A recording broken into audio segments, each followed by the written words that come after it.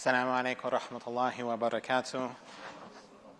I pray that you all are doing well and had a good Fajr Salah. I encourage all of you as you are finishing your adhkar and also praying for the remainder of the day to, inshallah, come to the annual dinner. Inshallah, Adams Center is organizing an annual dinner. I encourage all of you to purchase tickets, support your masjid, donate generously, especially at the end of the year. It's an excellent opportunity for you to support our local Muslim community, support our board of trustees, as well as support the many services, mashallah, we benefit for free here through your support and donations.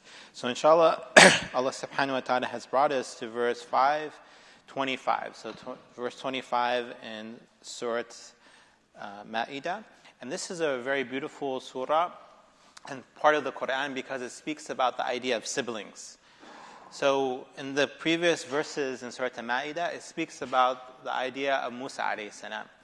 And it speaks about the story of Musa alayhi salam after they are saved from Fir'aun. So it's one of the beautiful things about the story of Musa is that it doesn't stop simply when they leave Egypt. But you see the qissa, the story, after they go on and they deal with the followers, subhanAllah. And one of the beautiful things is that in this part of the Quran, in the Medinan era, the Prophet Muhammad ﷺ migrated to Medina, but he faced a lot of internal challenges with the local Muslim community. Even though they're Muslim, many of them were not following, some of them were hypocrites.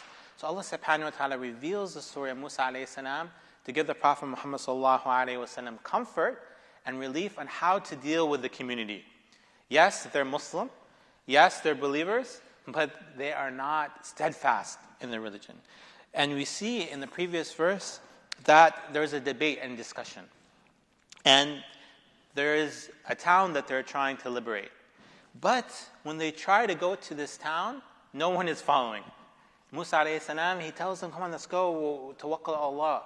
But then they tell Musa, imagine, this is the followers, this is Bani Israel, the chosen people. They say to Musa alayhi salam, go, idhaba, go you, idhabu. They say to Musa alayhi salam, fadhhab anta wa rabbuka faqatila, subhanallah. They tell Musa alayhi salam, go you by yourself and your Lord. You two go by yourself and you two fight. Inna ha'una qa'idun, subhanallah. We're here sitting down. We're not going to actually go with you. These are the people that saw the Red Sea split. These are the people that saw the Sharia, the Ahkam, the Torah come down. These are the people that got the men and salwa, the beautiful foods. But when it came time to actually fight and demonstrate their faith, then they said, no, we're just going to sit here and relax, and we're going to watch you and your Lord fight on our behalf. So Musa alayhi salam, in this point, in this moment, he's in a state of sadness. And this is one of the things that's so beautiful in the Quran, is that it talks about emotion. It talks about khawf, your fear. It talks about huzn, sadness. It talks about farah, being happy and excited. And here, Musa alayhi salam, he's sad.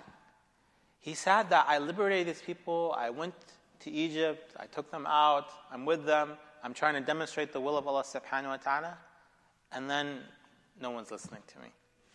And the verses says after, A'udhu billahi minash shaitanir rajim, he said, Lord, I have no authority except myself and my brother. Judge between the two of us and these disobedient people. God said, the land is forbidden to them for 40 years. They will wander the earth aimlessly. Do not grieve over those who disobey. Subhanallah. So Musa alayhi salam, he complains to Allah subhanahu wa ta'ala.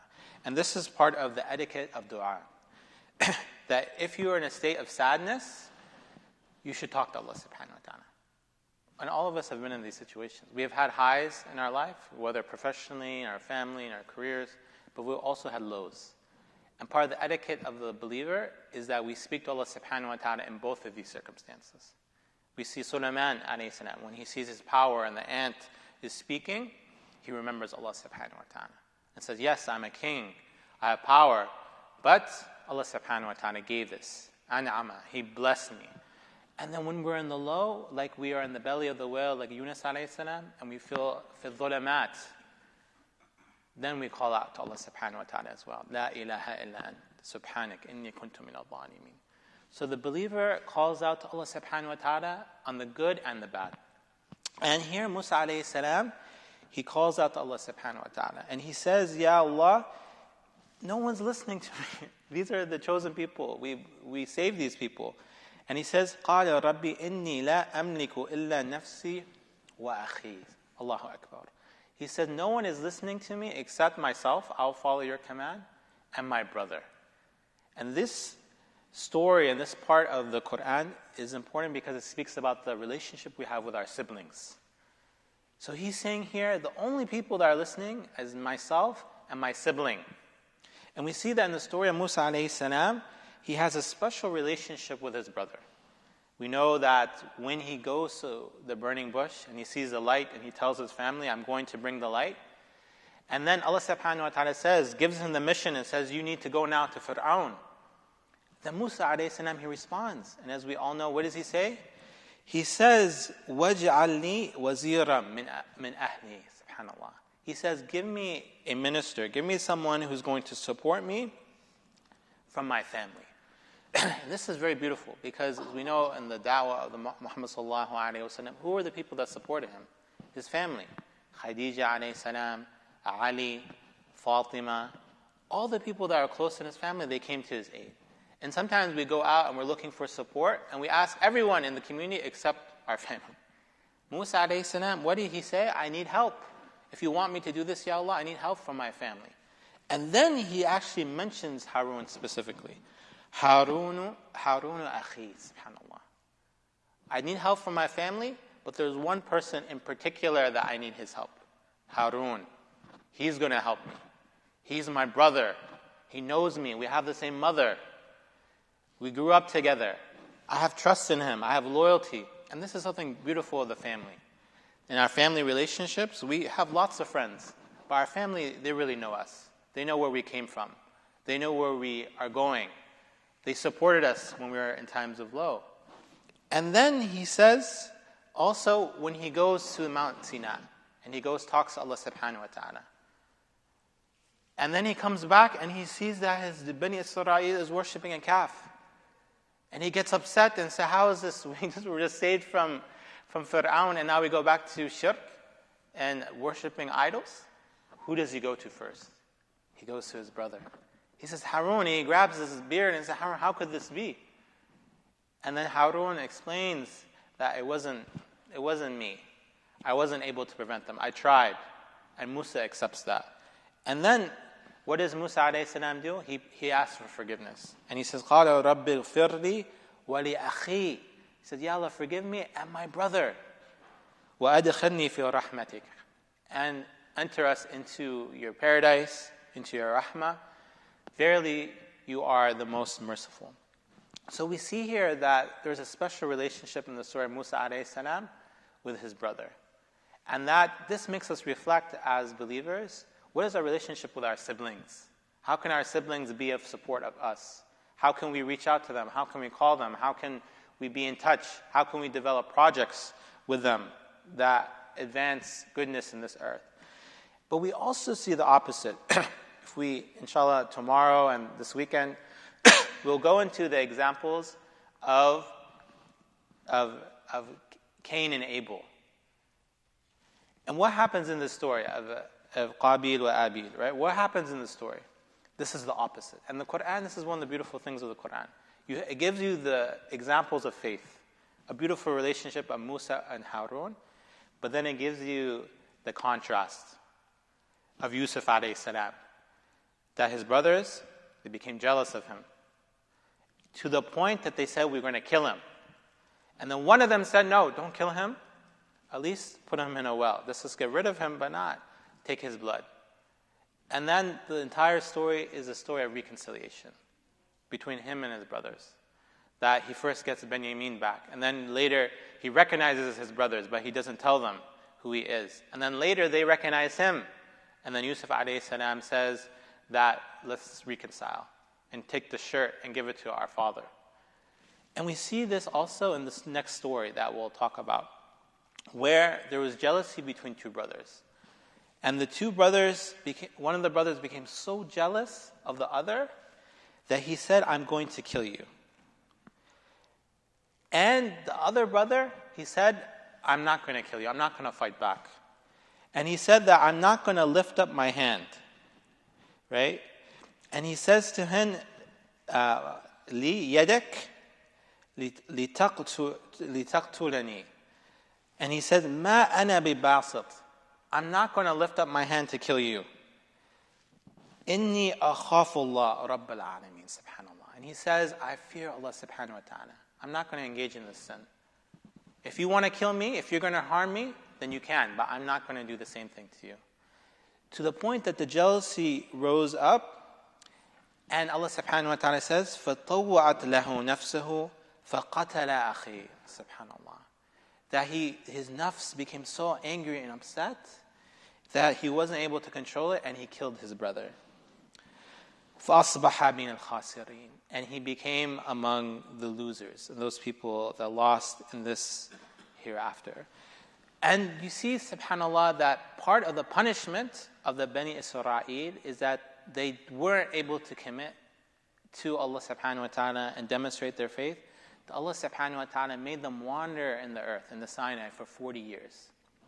And Allah subhanahu wa ta'ala responded to the dua of Musa alayhi salam and says, فَلَا تَأْسَ. And here, the commentators, the mufassirin, they say, فَلَا تَحْزَن. Don't be sad. عَنَ الْقَوْمِ الْفَاسِقِينَ. You prayed in the previous verse. Musa alayhi salam, he prayed and he said, make a distance between me and the fasiqeen.